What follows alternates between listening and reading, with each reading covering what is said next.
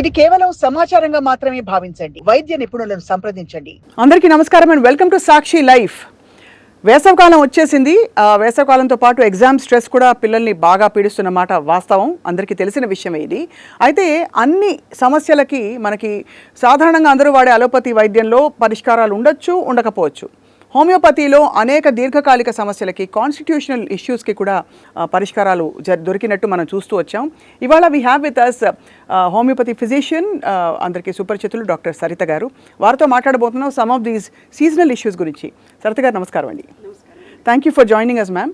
First of all అసలు ఎప్పుడు ఒక డౌట్ వస్తుంది, అన్ని సిస్టమ్స్ ఆఫ్ మెడిసిన్లో దాదాపు డైట్ అండ్ లైఫ్ స్టైల్కి ముడిపెడతారు, కానీ హోమియోపతి దాని మీద ఎంఫసైజ్ చేస్తుందా, చేయదా? మీరు అన్నట్టు లైఫ్ అండ్ డైట్ చాలా బేసిక్ ప్రిన్సిపల్స్ అండి. సో అదర్ సిస్టమ్స్ లాగానే హోమియోపతిలో కూడా అది చాలా మటుకు కన్సిడర్ చేస్తాము.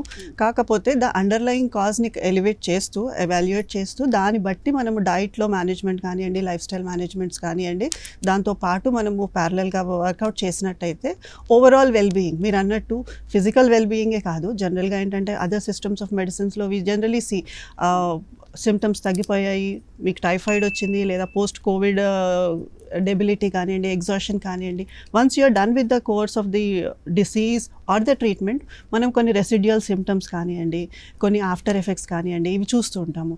Wear in the person will not feel completely well both mentally and physically.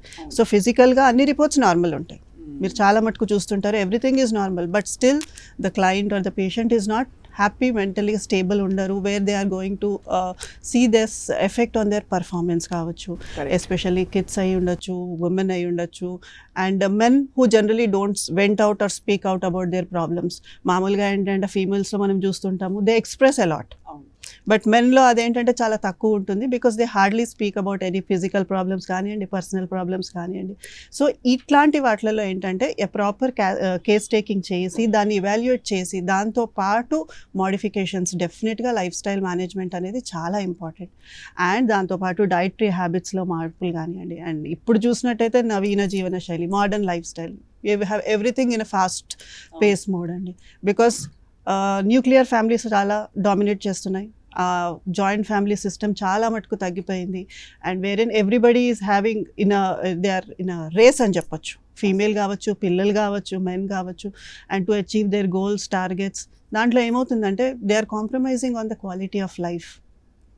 కాకపోతే అది ఎంతవరకు ఇంపాక్ట్ చేస్తుంది అనేది మనకు ఒక అవగాహన ఉండి, అవేర్నెస్ ఉండి, దాన్ని బ్యాలెన్స్ చేసుకుంటూ వచ్చామనుకోండి, మెనీ ఆఫ్ ది ప్రాబ్లమ్స్ అవి మనము ఓవర్కమ్ చేయొచ్చు.